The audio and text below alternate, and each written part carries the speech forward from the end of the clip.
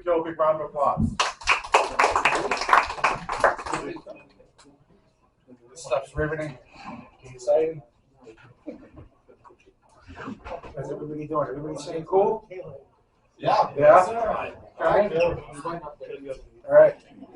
going to try not to be a puddle of water with the corn cob pipe at the end of the day. So, about Movement Mortgage, we started off in 2008, about 14 years ago, with just a couple of guys, and now there's over 5,000 loan officers nationwide.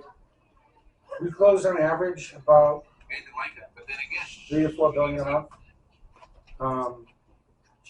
And here in New England, there's about 400 of us.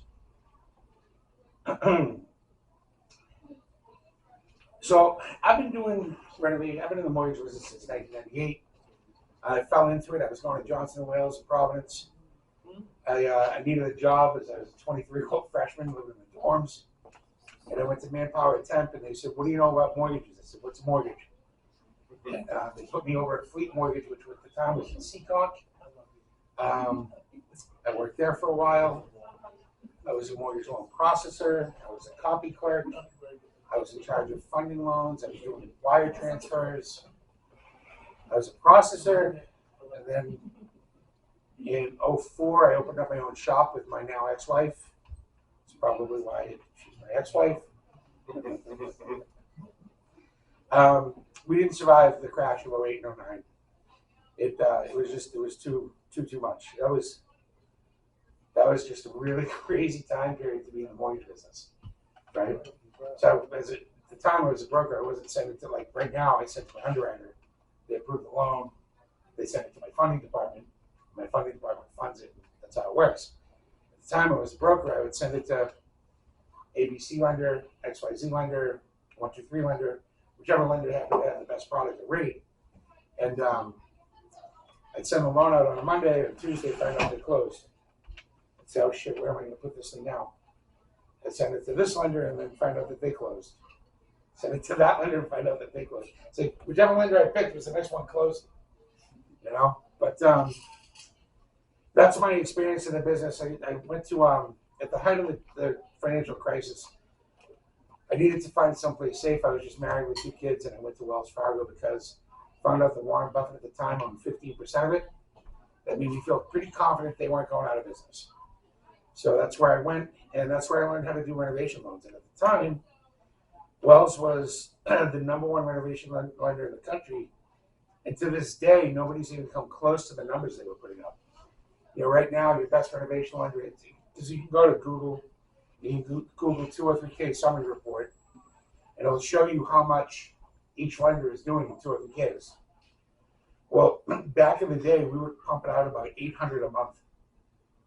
Today, your best lender's doing maybe 40. So, and they don't even know what the hell they're doing, you know? Hold on, 40 against what? 40 nationally. But for the property, for the job. 40 units. 40 units. A lender would do 40 renovation loans for the month. Okay, what do they do for the building, for itself? I wasn't talking about a building. I apologize. All right, sorry. All right.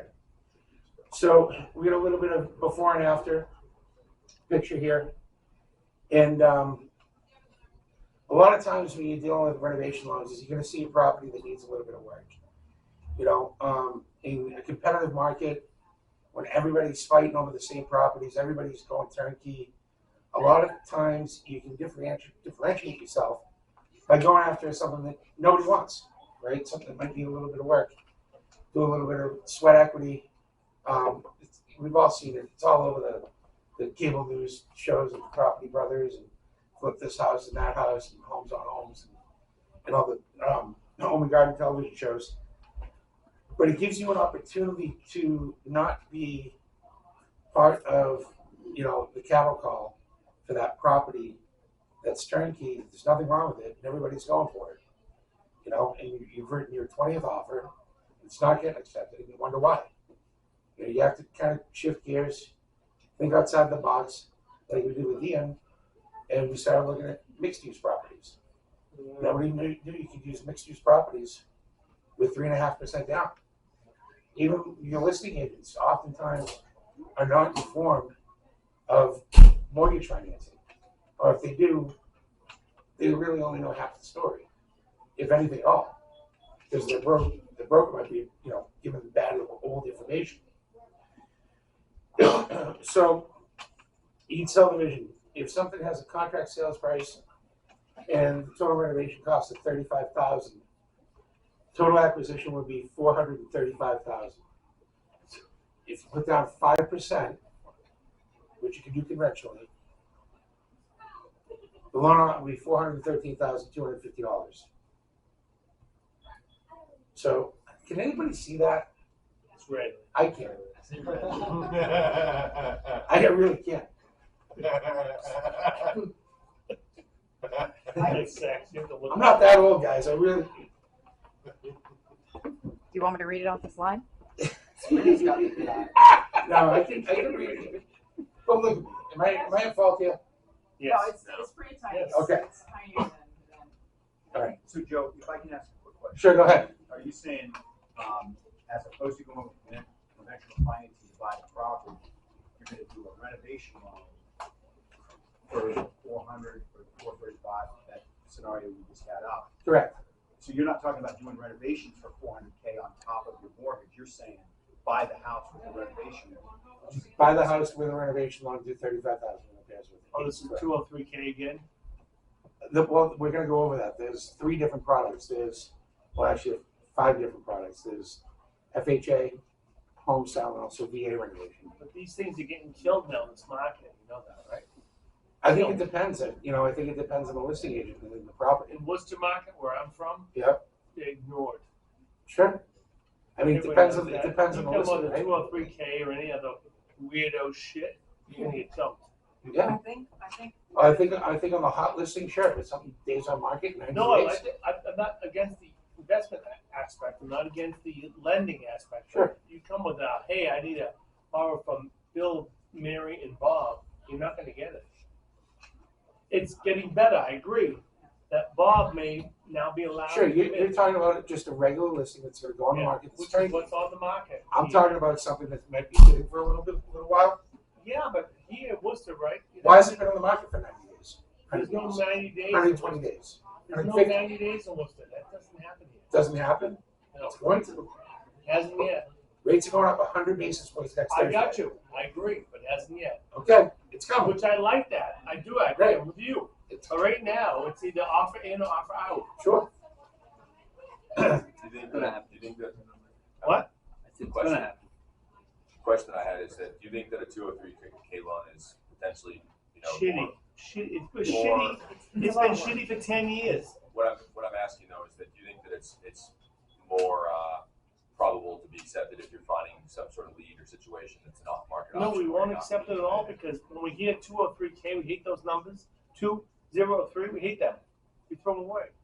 I think part of the reason is, one, the process itself. There's no off It's market not, for this. it's not an There's- easy process, right? If you don't have experience with it, it's even harder.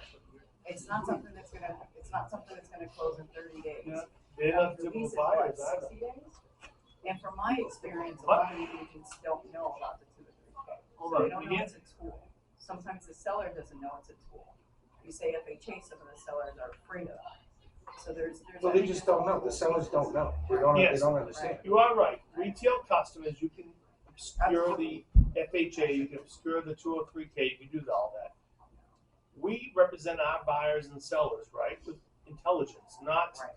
hey, I don't know, Agnes wants to buy this house. Who's we? We have brokerage, Okay, what brokerage?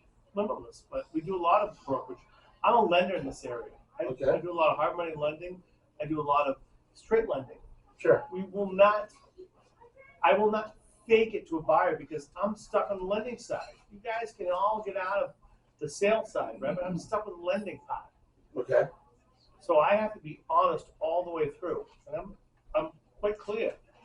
I don't think this is gonna work, or check for yourself. You know as well as I do. Look, it's all red there. Look behind you. It's all red. No, what Andrew did there is he isolated the one product. And as you'll see in future slides, But it's there's the all- other product. Joe, I'd like to hear more about. And another that. product. Yes, I agree. I agree. I'm not against the other products. I'm just saying that, remember, in Worcester, it's gonna be a little different. But Um, Ian's data has 25% of sales being FHA, Right. right? So this, It's a even if pretty it's decent unlikely, chunk of it's the not market. impossible. In Worcester, it's not 25% closings are not FHA. That's what it just said. That's what he just showed us. He showed that. It's not true in Worcester. Not in the zip code. He's lying. Typically Worcester. No. And, It's MLS data. You can get it right off the Warren report too. MLS is not all the data. You know that. Great, the Warren report's pretty good too. No, MLS is not all the data. I said the Warren report's pretty good too. No, we sell a lot of deals off market. We do all the time. All the time. Okay, And hold on, in FHA off market, we do those too. sure, they happen all the time. So I just brought up the 203K option off market, and you said that there's no off market listings in Worcester. No, I'm saying that 203K is likely to get roadblocked in Worcester. I don't know, man, I'm closing a fucking ton of them. No, hold on, I admit one thing. The market's turned, all of us know this, right? And now these things that I said before are not quite the same way. That's So okay. yes. I don't Okay. mean to interrupt you, but I do want to get through the slides, so we're gonna keep going back and forth. 2 or 3K, obviously there's different opinions, you know, educate yourself and then make your decision. Continue, Joe. So the standard versus unlimited are totally different. I actually really don't do any 2 or 3K unlimited because they're just not very user friendly.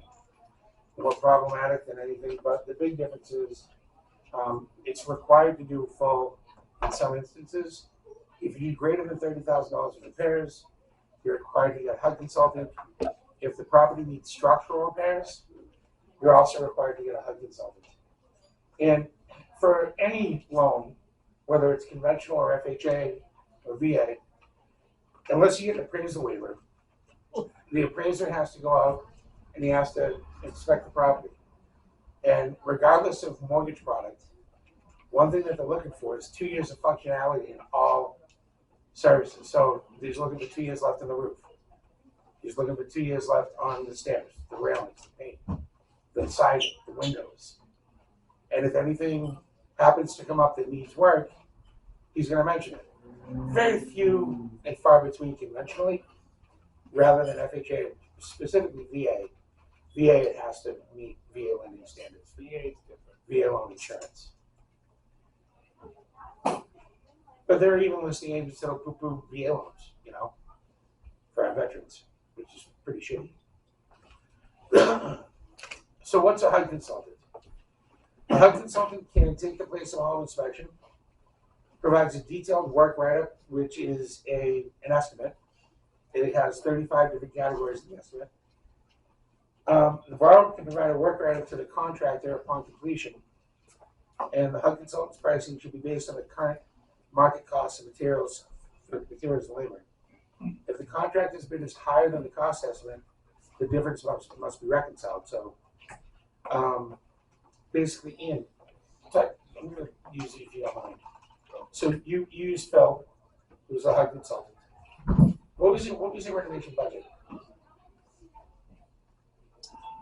When Phil did it, Yeah. around 120K. Okay. And then the contractor came in at, Probably 125. right. So, while Phil says a million times that he's not a contractor and that his are just like ballparks, Right. It was pretty good. Yeah, well, I mean, that's what he does for a living, right? So a lot of times it comes down to finishes.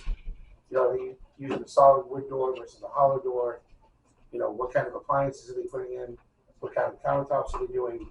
That kind of thing. And that's where you reconcile the budget. So on an FHA loan, 2 or 3K standard, necessary improvements are going to be anything regarding health and safety. I'm not going to let you move into the house if it's not healthy and safe for you to be inside.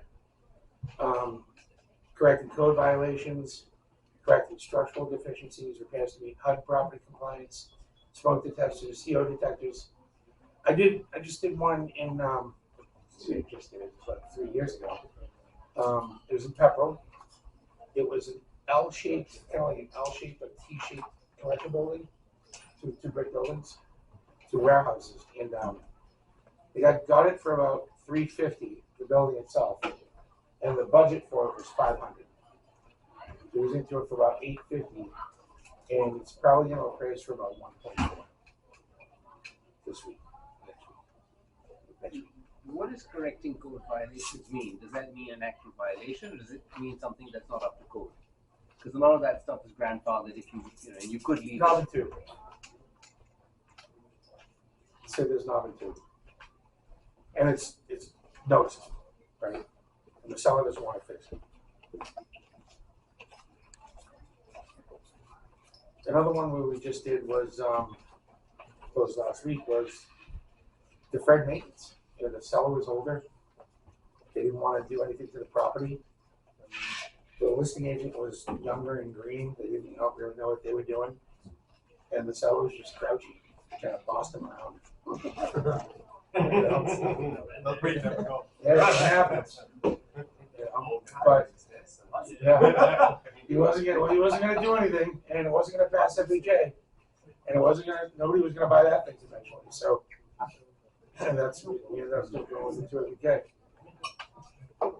FHA. Eligible improvements for the 2FK are structural improvements, garages, no barns or workshops. You remodel the kitchen and bath. You purchase and install the appliances.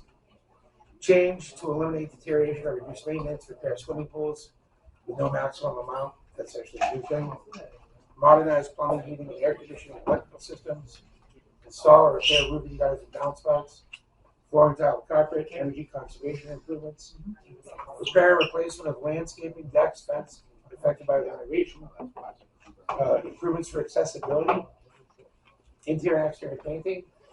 And tear downs are permitted if the foundation remains intact and not altered. Tear downs are permitted. Oftentimes people are expanding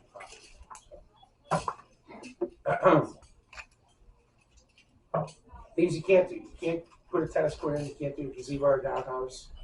You can't add commercial use. You can't do a photo, television antenna, a satellite dish. We're not going to finance that. We're not going to finance a new swimming pool with FHA. We're not going to do a outdoor fireplace or barbecue pit or barns and workshops with FHA. So with the FHA 2FK standard, you can avoid doubling up on inspection fees and save your clients hundreds of dollars. The 2FK consultant will perform the same inspections as well as required FHA improvements and buyer intended improvements. Required repairs will need to be completed and accounted for in all renovation costs. And there's going to be a contingency reserve. So the minimum contingency reserve is 15%. So on a budget of $100,000, you have a $15,000 contingency up to $20,000. So you can't up it to 40%. Self-help, we don't allow it. I know the slide here says that we do, but we really don't. You ever see a mechanic that drives a shitbox? Right? They never have time to fix their car. It's the same thing with a house. You know, let somebody try to fix up their house. They're always fixing up there at somebody else's house, but they're not going to fix up theirs. Just that too many times, we have to deliver these loans to FHA, and we have only a certain amount of time to do it. Get back. It said that tear downs are eligible in certain situations. What's the question about those? You have to use the existing foundation. So Can't expand on it. that's the only contingency? So no way. Yeah. So I can just tear down the whole house, have an FHA on or whatever I build? Yeah, you rebuild it. Yeah. I'm gonna skip this. You don't want to do an FHA tour if you can't limit it. It's kind of like they used to call it the FHA streamline. There's nothing streamlined about it. Back in the day of short sales, they used to call it, say, short sales, and the streamline was the same thing. Nothing short about a short sale. Nothing streamlined about a streamline. They suck. Fannie Mae home style highlights. This is a great loan. This is used oftentimes, probably most oftentimes that I use this is family to family sale. or estate sales. Probably most, right, at least right now. Most often, or when they'll do a refinance if they get rid of the sell their house, they want to fix it up. But even that's kind of gone by the wayside because people have so much equity right now. They just grab an equity line. But the highlights of the Fabian home style, they're limited. It's much less restrictive than the FHA. The limited restrictions of the type of improvements that can be financed. All improvements must be permanently affixed to the property. No teardowns are allowed in this one. That would be considered new construction. Can be used to complete any final work of a newly built home where the home is at least 90% complete.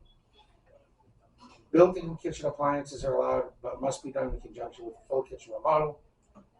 The use of a HUD consultant is generally not required in the home style loan, although it would be recommended in certain situations.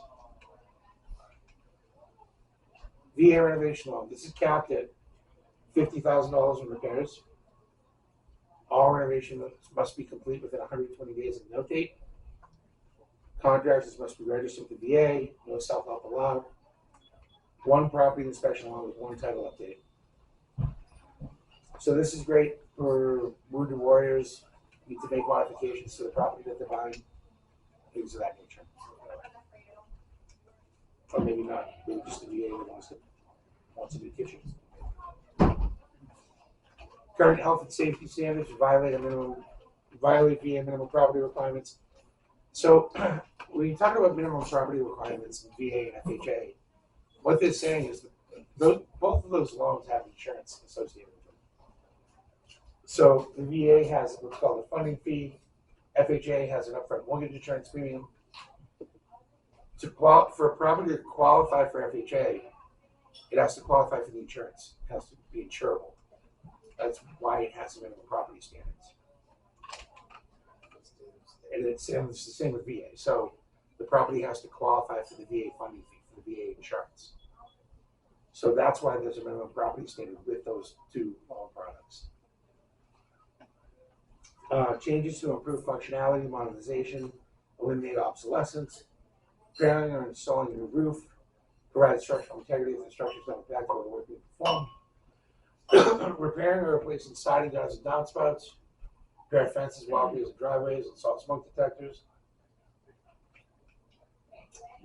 installing, replacing, repairing exterior decks and porches, covering lead-based paint stabilization costs. So if you need to do a lead-based paint abatement, you can, and remediation of mold damage. And that's all these. Ineligible properties, manufactured homes, condominiums, condo hotels, Native American leasehold estates, co-ops. We don't have those here. Working farms, orchards, hotel condominiums, bed and breakfast. And that's it. That's it for me. Anybody have any questions? I'm going to be taking off. I got to go to Chicago. My kid's playing hockey in Chicago. All right.